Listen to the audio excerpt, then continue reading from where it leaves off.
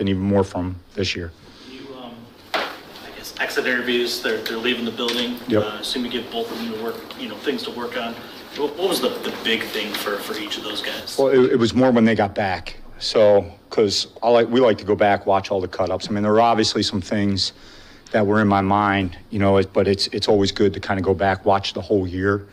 And they've both been outstanding. We kind of make tapes for each guy and pull the critical things that they need to see, but also all the different techniques so they can go back and study themselves. So it's been pretty cool. Like, hey, BB, watch all your blitzes. I'll watch them, and then let's talk about it the next morning. Because I think when they watch it, instead of just telling them, I think you get more out of it, right? If they're seeing the same thing that you're seeing, instead of you just saying, hey, this is what I saw. You need to get better at this. They come back to you and say, hey, coach, I saw I was doing this. I agree. Let's work on it this way. I think that's a better chance to get better. You guys as a coaching staff learned pretty quick last year how important depth was. Not so much maybe at your position. Those guys, played pretty much all year. I'm just curious when you look at it now, just where your depth is at that position. At safety? Yeah. Yeah, I mean, we obviously lost Iffy and we gained Avonte Maddox. So Avonte will be an inside player similar to what he's done his whole career as far as a nickel safety body. That's what he's done at Philly for the years. And then after that, we got 5 young, unproven, hungry guys that there's one spot. Go earn it. And it's exciting, to see those guys compete. And obviously the OTAs, then the training camp practices, and they'll get the bulk of the work throughout the 4 preseason games. So we're waiting on one of them to pop. Hopefully 2 or 3 of them pop, and we end up in a great situation. Jim, a lot of turnover on this coaching staff this offseason, but obviously the guy at the top remains the same. Just in your first year coaching underneath Dan, what did you learn about him? What did you come to appreciate the most? Everybody talks about it, and to be honest, everywhere else I've been, it's just been a buzzword, but the culture aspect of things with Dan is incredible. And it's all football. There's no drama. If you don't love ball, you're not going to fit in here, whether you're a coach or a player. So, and that's who I kind of am as a person, so it's easy for me, and it's something that I've kind of sought after for most of my career. The only other guy that I felt like I've really been around that's been like that was Rex when I was in New York. But Dan knows what he wants. I think he does a good job in the interview process. I think he's not just looking for great football coaches, he's looking for great people. And I think he's brought in a bunch of really good football coaches, a lot of really good people. So it's exciting. You get to work with some new guys, you hear some new things, some different perspectives, and it allows you to grow as a coach. It allows you to grow schematically. So I've enjoyed where we're at so far. Jim, with Kirby, he obviously took his game to another level last year, but he was also one of the vets in that secondary. How did you see him grow from a leadership standpoint? I know you weren't here the year before, but maybe just over those couple of months. Well, leadership, I think we talked about this some in my last press conference. One of the things Curb did last year was he had all the guys over his house on Thursday nights just to kind of create some group camaraderie. And, he paid for a chef so they could eat dinner and just so those guys could kind of hang out together. Just his leadership in the meeting room, like, hey, make sure you write that down or re-emphasize a coaching point that he might know for a player. That's hard on the grass. Or I didn't get that the first time around. So looking at a younger guy, hey, you get that? Like, coach, can you go over that again? Or, he might ask questions that he knows the answers to that other guys might need to hear the answer again or in a different way. As far as on the grass, everybody talks about the ball production, which is obviously rare. But one of the things that I'm most proud of with him is I thought he did an unbelievable job in open field tackling last year. And it was even more impressive than I thought when I went back and watched the cut-ups. I mean, you're really looking for 2 things when you're known as a post safety. Obviously, a guy that can go get the ball and a guy that can erase mistakes when the ball pops. And I thought he did an outstanding job of that. And that was a huge point of emphasis for us coming off of his season 2 years ago to last year. And we worked it a lot at the end of practice, and it showed up on the field. With Gio Manu last year, we saw a guy that had just unbelievable physical traits, and you knew with the level of competition that, you know, he was going to have some development before he was ready to contribute. I'm curious if Ian Kennelly kind of falls in that same ballpark. I mean, he is. Who's the guy Ian, you said? No, who'd you say the first? Oh, Gio. I know the offensive. Okay. Yep. Yep. Just traits I think any safety would love to have in terms of size and athleticism, but coming from Grand Valley is a pretty massive jump. You know, I'm curious your initial impressions and, you know, what's the ceiling with a guy with those kind of physical abilities? Yeah, I didn't know anything about the kid at all. And he came to local day and he crushed it. And I mean, not just, you know, the coach, like the DB coaches observed it. Phip ended up gravitating over. Dan ended up gravitating over. So we're like, who is this kid? And then we went back and we watched some of the tape, and some of the stuff we saw at the local day was showing up physical, you know, could run, could obviously track the ball.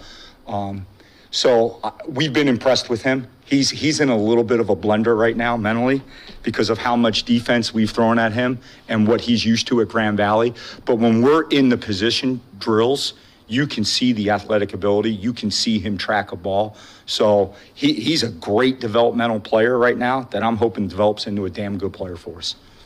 What are some of the qualities you're looking for? You mentioned maybe one spot for a couple of guys competing there. What are some of the qualities you're looking for to fill that spot? I think for us, number one is versatility. Okay, so last year and AG did a great job. If something happened and Brian Branch was out of the game or Kirby was out of the game, we had to immediately adjust the game plan based off of what Iffy's skill set might be or what Brandon Joseph's skill set might be. So in an ideal world, you're not going to get a backup safety, obviously, that can do all the things that Kirby and Brian Branch can do. But somebody who can play in the deep part of the field, somebody who can get down in the box and be physical and tackle in the run game. And then for us, where we're different with what Brian gives us, is the ability to play man coverage on tight ends and receivers, which is really, really rare. So that's a hard skill set to find.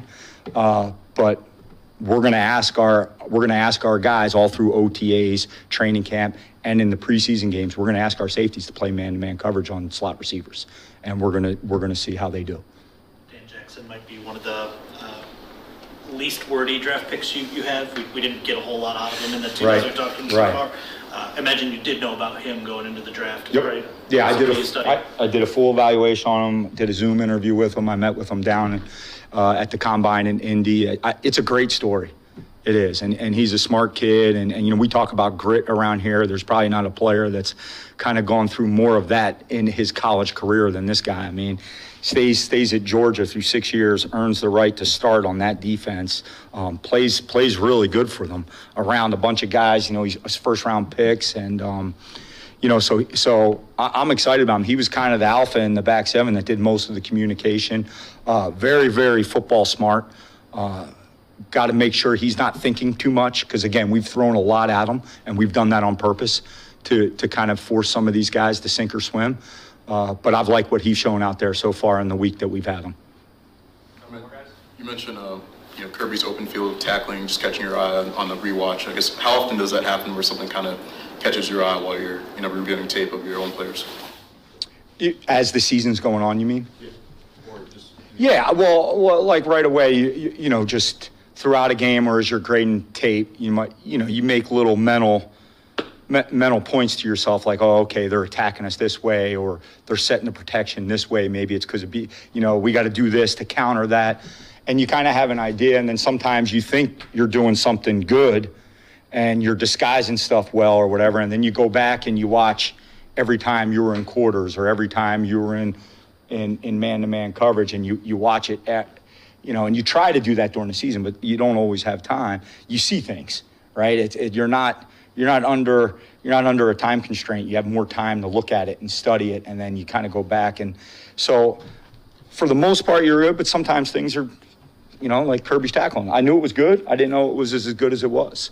I mean, it's a cut up that I'll hold on to for the rest of my career, because every time the ball popped, Kirby got the guy on the ground. I don't know if he missed one.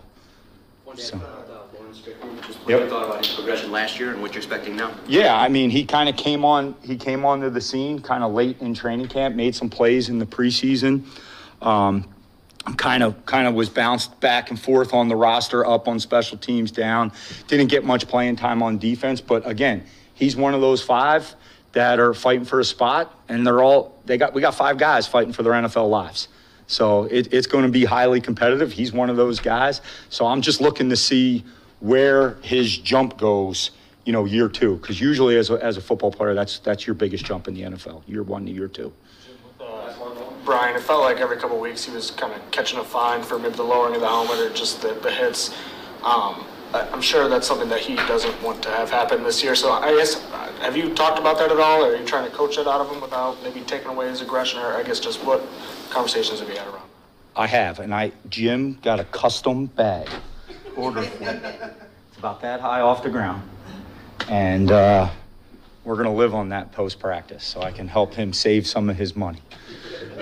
But no, I mean, it's not anything. He's not trying to hurt guys out there. I mean, a lot of times, as you guys know, those are bang plays. And, if I'm a DB, I have my aiming point on where I'm about to strike a guy. And then if a guy catches and then his aiming point drops, it ends up helmet to helmet or shoulder to helmet or shoulder to neck. And that stuff's a lot easier to coach in slow motion than it is at full speed. So, because, I mean, DBs, the answer is, oh, yeah, just go low every time. Now you're hurting guys. So we'll work it. I did. That's a real thing. Tim got that bag for me, so we're going to use it. We'll see if BB can punch a hole in it by the end.